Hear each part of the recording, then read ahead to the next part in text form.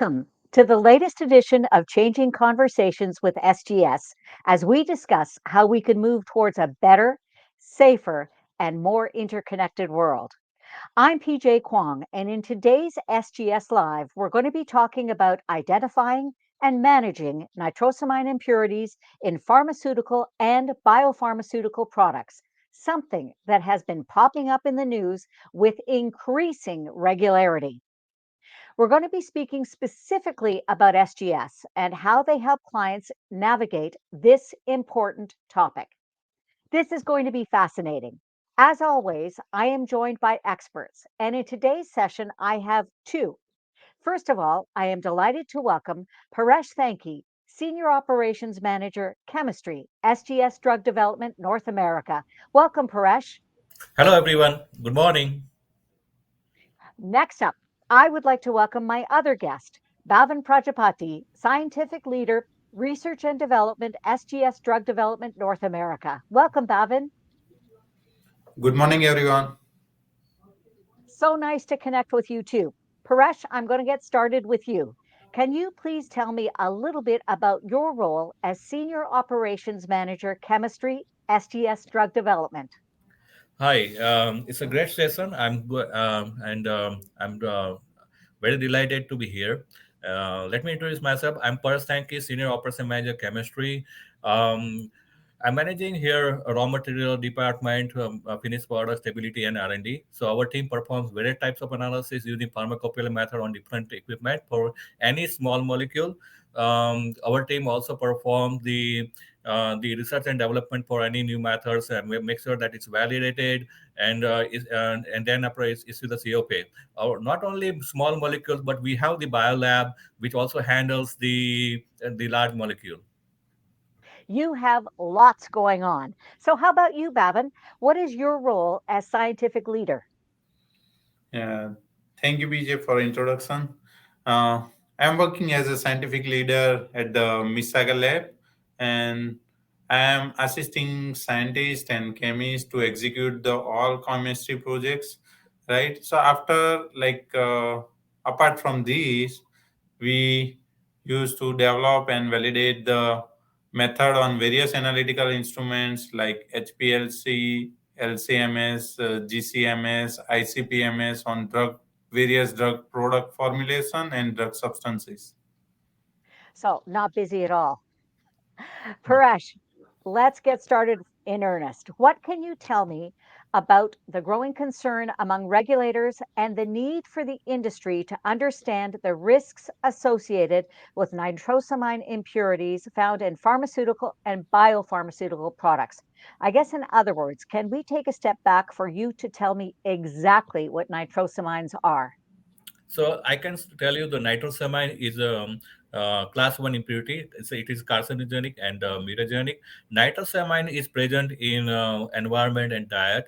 So nitrous compound in animals and humans, they are carcinogen.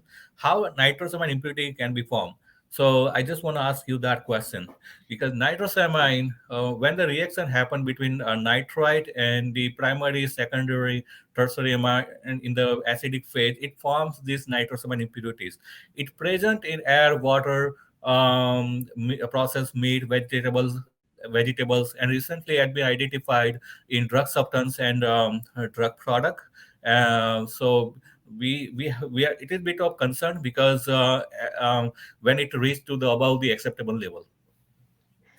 So that's fascinating to me. So, Bhavan, can you please elaborate? I guess what kinds of issues are caused by nitrosamine impurities if they're found in pharmaceutical or biopharmaceutical products? So let's say we are taking routinely all the medicines, right? Let's say uh, acidity like antacid or the antihypertensive or some diabetic drugs, right? So it's when you're taking this all medicine over the long period of time, right? So when you are taking this medicine over the period of times, you are also consuming these impurities, and it found that these are the carcinogenic, right? So in that case, if long-term exposure happens of this impurity, it causing a cancer in the human being. Even there is no study involved in this, like if a low level consumption of this impurity, there no risk involved in that, right? But even though regulatory agency putting more emphasis onto the control of this nitrosamine impurity into the drug product, and they specified certain limits into that, so they can, like if they found within that particular limit, it is safe to consume by the patient. Bhavin, I'm going to stick with you for a second. I'd like to know when and how was it discovered that nitrosamines were a problem? And if you can please give me some examples. And then, Paresh, please feel free to jump in after.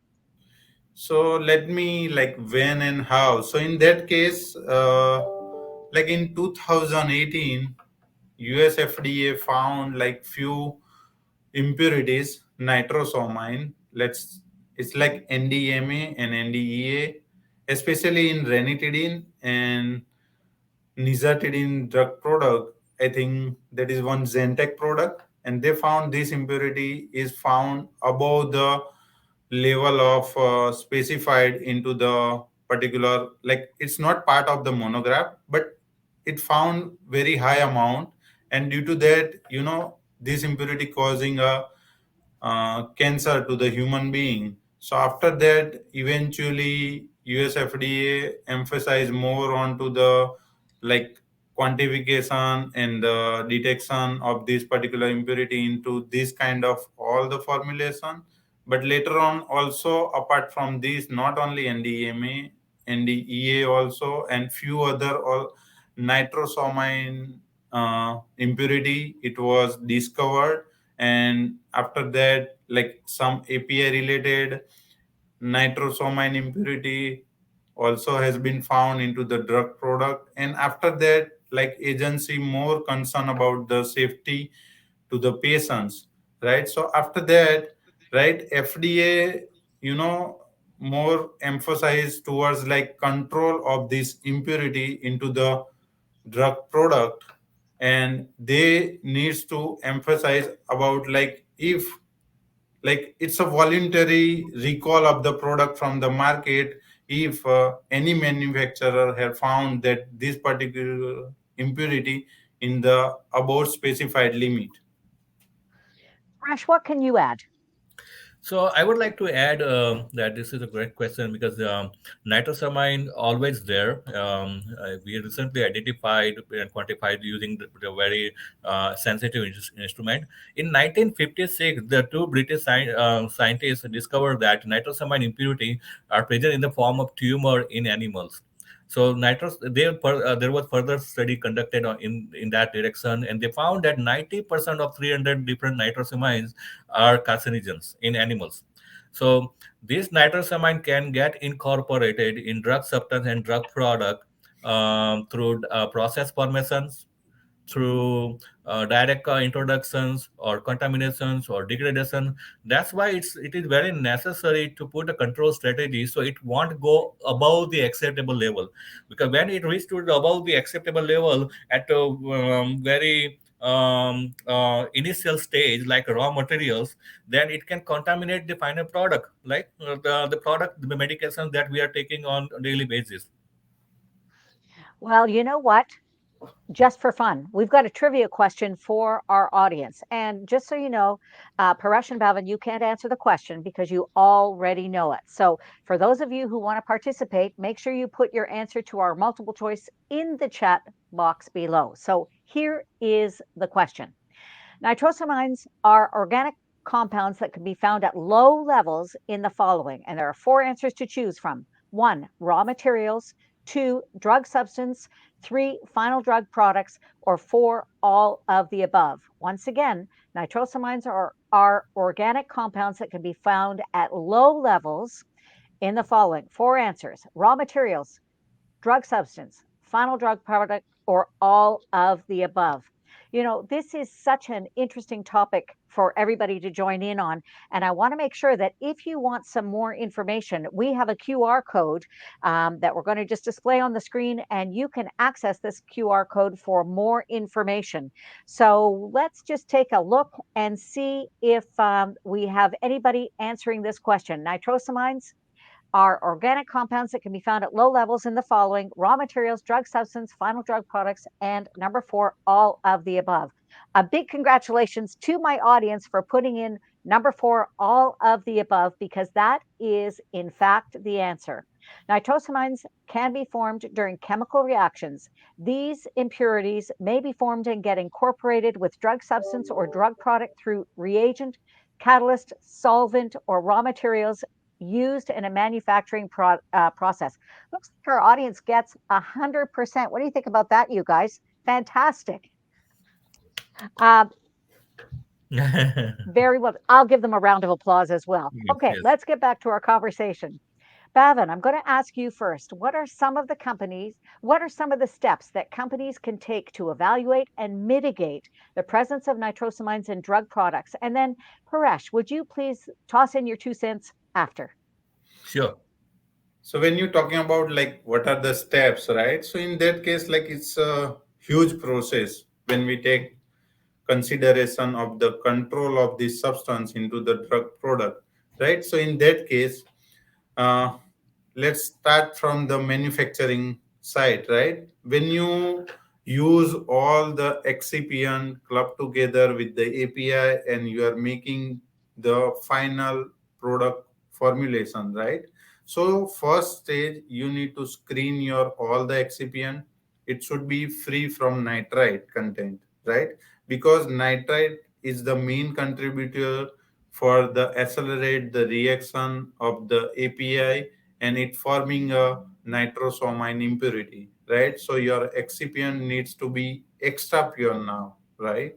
And after this one, you need to see about the whole process, about the manufacturing, how you manufacture the product. Even when you use your API into your formulation, API synthesis also matter because when your API itself containing high amount of nitrosamine impurity, that carry over into your product and that comes to your end product, right? So in that case, you need to evaluate the API synthesis also, right? That whether it is forming this nitrosamine impurity or not.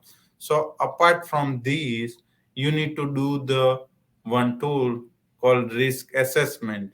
So after you do the risk assessment, evaluating whole process, at the end you need to see the screening of the product, right, whether it meet the specification level that specified by the various regulatory agencies, right? So in those cases, if your product meet the acceptance criteria in this aspect, you can release your product.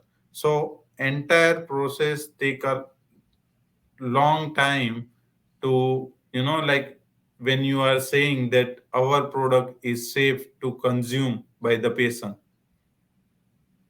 Paresh, I'm Yeah, sure you've got lots more to add. I think it's a very well detailed answer. Thanks, Bhavin. Yeah, I think so And too. yeah, so but I would like to give you the example. If I'm not a person from the pharmaceutical, I do not know about manufacturing process. I do not know about the final product, how it's being made. Right? I want to give you the example: pizza, simple pizza. How so? If I'm making a pizza, I'm using water, I'm using the ingredients like all purpose flour, there's salt, pepper, toppings like different toppings, vegetables, meat, tomato sauce, right? So if I just put the pizza in the oven and get the pizza for eating, I do not know which raw material is already contaminated, which ingredient have some contamination, because I'm eating the whole pizza, right? So I need to check the quality of my water. I need to check the quality of my all-purpose flour. I need to check the equipment itself, whether it's clean or not, because there is a chance of contamination coming from the instrument, the equipment itself, right? The knife that I'm using.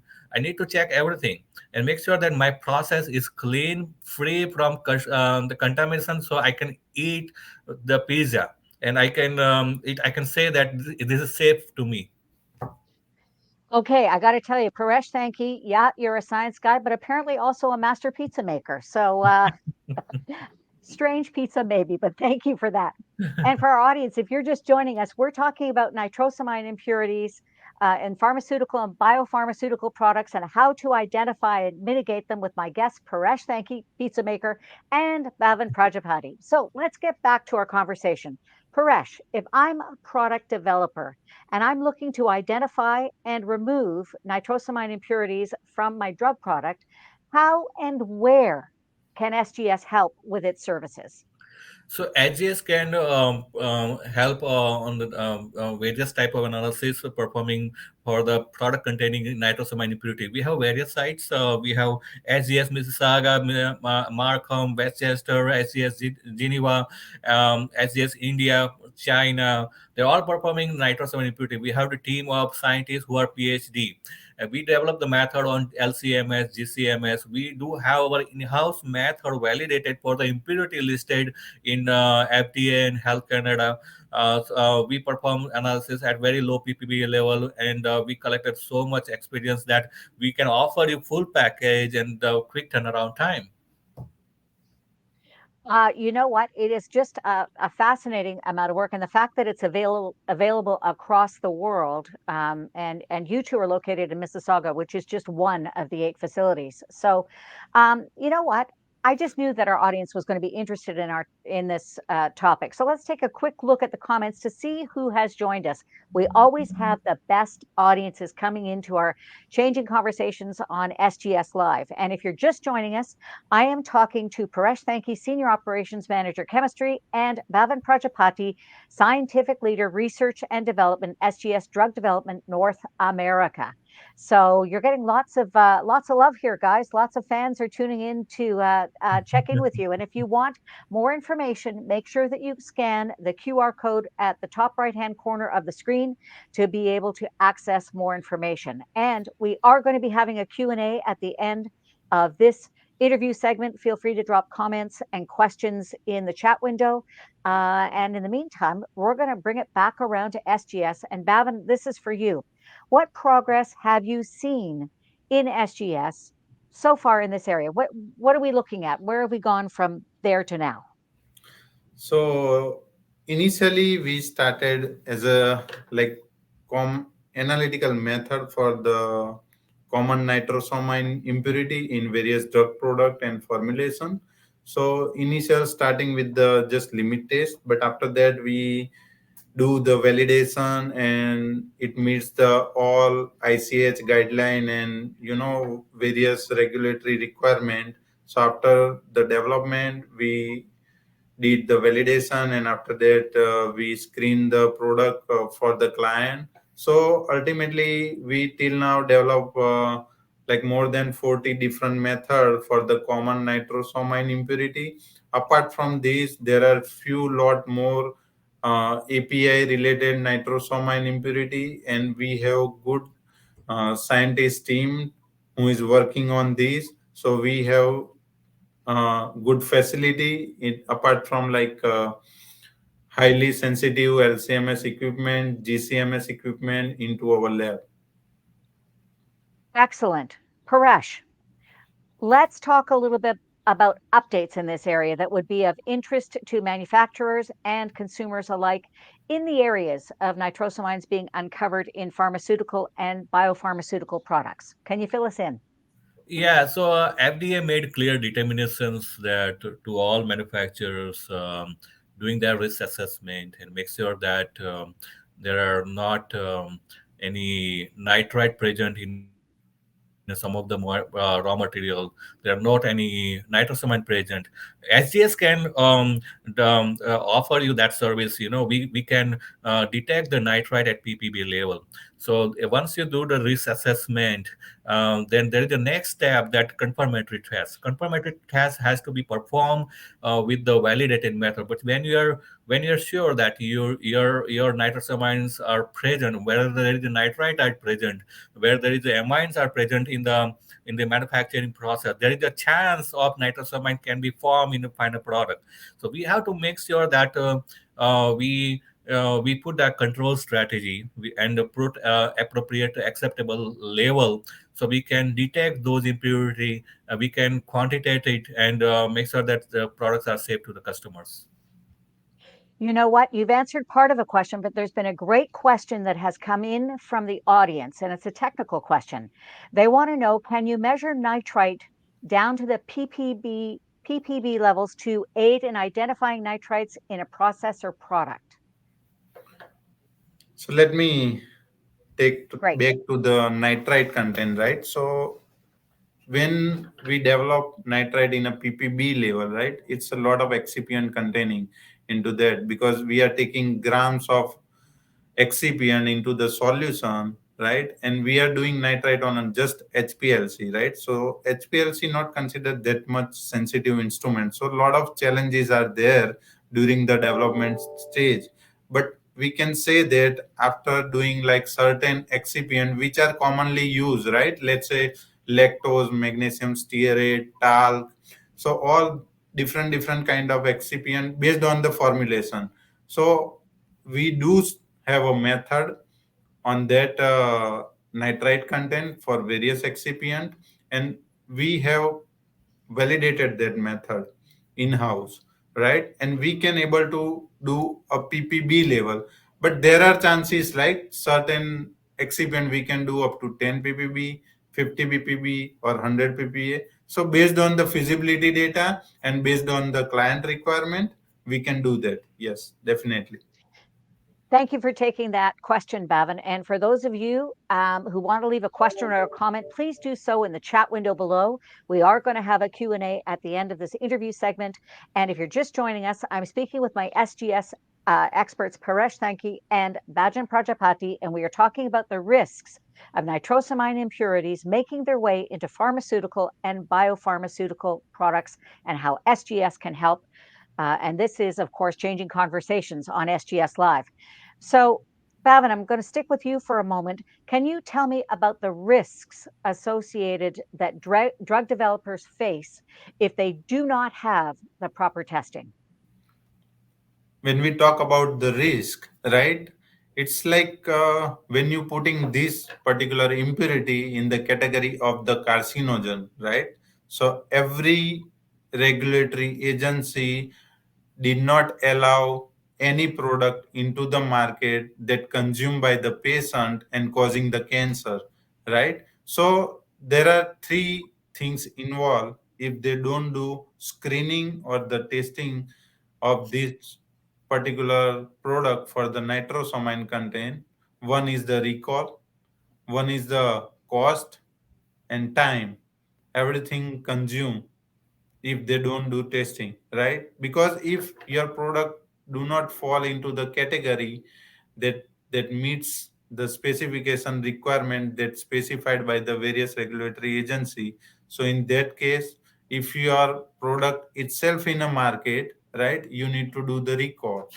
Even apart from all these things, you need to think about manufacturing the process or the parameter, and how you utilize all your timing during this entire process. You utilize your main machine and material into entire your process, and after the end of doing product release into the market, you come across that okay, like this particular product do not meet criteria for particular nitrosamine impurity.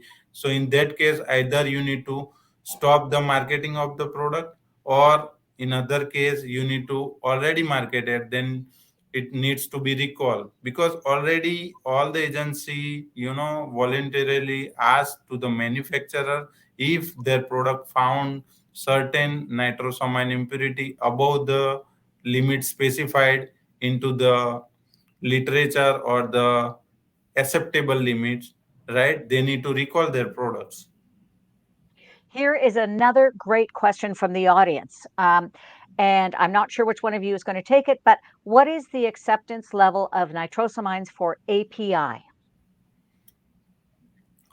So, in terms of API, right? Like it's not a fixed amount, right? It's depend on how you take. It's a daily dose of the API how you are taking, and based on that, the limit has been specified for the nitrosamine impurity which are related to the API, right? Let's say if you are taking antacid, ranitidine. You are not taking this every day, right? When you feel acidity, you are taking that. But when you talk about the anti-hypertensive drug or anti-diabetic drug, right? So all those or antipsychotic drug, so all those formulation taking consumed by the every day when you wake up, you are taking those medicine to calm down your blood pressure, your peace of your mind and everything, right? So in those cases, the MDD level quite high, right? And certain drugs are very potent, right? So it should not be taken in a high amount. So they are only like taken like 1 mg, 2.5 mg, 5 mg, like that way, right? So it's a very low MDD level. So in those cases, like what are the chances of formation of this particular impurity into the particular product? And based on the toxicity study and all this study, they specified this particular limit, like certain ppb level is acceptable into the product formulation. If you are don't able to achieve this level, then definitely either if the marketed formulation you need to recall, or either you need to optimize your process to minimize the formation of this particular impurity during the stability of the product, or either the shelf life of the product, the particular impurity should be remain within the specification limit. You know what? As we started, there are so many aspects to this particular topic, and it is fascinating. And I know that you two are very good with a couple of extra questions because we have come to our Q&A. If you're just joining us, I'm speaking with my experts, Paresh Saki and Bhavan Prajapati, and we are talking about nitrosamine impurities in pharmaceutical and biopharmaceutical products. Okay, Paresh, we're going to give Bhavan a break for a moment. As far as SGS is concerned, how long does it take for a client to get up to speed and start to be able to interpret and respond to the results and data that you can help them with? Yeah, so I would like to answer to this question in a way that the manufacturers should do their risk assessment first. So whether they have to screen their raw materials for the nitrite compounds, because nitrite compound can be converted to the nitrate by biological actions. So we are looking for nitrite in the raw materials to make sure that they are not present and there is no amines are present, because it's not only the manufacturing process, because that also present in packaging material.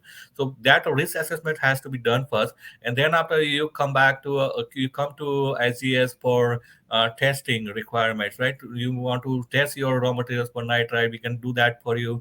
We can, if you want to test nitrosamine impurities for any impurities, we can also test for you. So we are offering the best service. We are offering very quick turnaround time.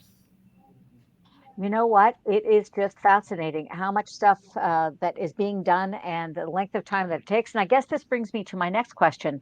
Bhavin, we heard from Paresh about how long the process would be. And I guess I would like to know from you, what are the types of services that are involved in dealing with these nitrosamine issues that STS can offer?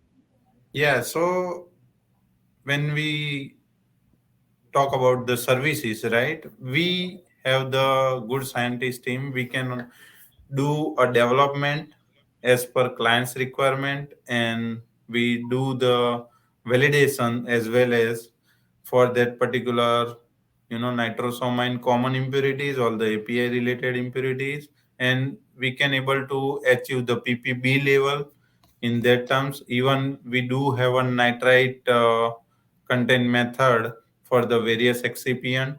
So apart from all these, right, when we do the development, initial screening or assessment, and we can uh, go for the like ROA, right? That is just an analysis to see for the client. Let's say our product containing certain amount of nitrosamine impurity into their product. So after all this discussion, we can go for ahead like validation activity, and after that, if the client wants a CFA for particular product for the either like screening purpose or the submission purpose, so in that case they can use this CFA as a assessment tool to show or the submit a document to the regulatory agency that their particular product meet the acceptance criteria which required. If in case if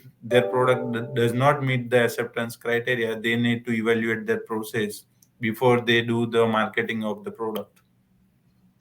You know what? We've got time for one more question, and I want to thank our audience for their enthusiasm because this is a great question from coming from the audience. If you detect that your API contains nitrite, what should you do? And is there any means of removing the nitrite content? Well, if there is a nitrite compound is already there, then why you want to use it, right? Because better you ask your manufacturer about the process, how we and why this contamination is there, right? So there is no. I'm not the expert on the manufacturing side, but I can give you the results at PPB level in each of your raw materials. Yeah, I'm agree Amazing. with the Paresh in this case because like we are not manufacturing expert, but we are expert in a technical terms, like analytical terms, right? So if your particular excipient found very high level of nitrite content, definitely you are not supposed to use that manufacturer, and you need to shop around for the other manufacturing, and you need to go for testing of the nitrite content. And if you found those particular manufacturer found within low ppb level, then you can utilize that particular material for the manufacturing process and see after the results for that particular nitrosamine impurity. I told everybody they'd be interested. This is a fascinating topic. Our QR code is in the top right hand corner of the screen. Make sure you screen it so that you can access more information. And now is the time I would like to thank my guests for this fascinating conversation. You have been wonderful. I'm talking to Paresh Thanki and Bhavan Prajapati. You were outstanding. Thank you for joining me. Thank you. And for everybody else, thank you for your enthusiasm and your interest in this outstanding topic, nitrosamine impurities in pharmaceutical and biopharmaceutical products in our SGS Live on our Changing Conversation series. Again, if you want more information, just scan the QR code in the top right hand part of the screen. And I'm PJ Kwong for SGS Live. Thank you for watching, and bye for now.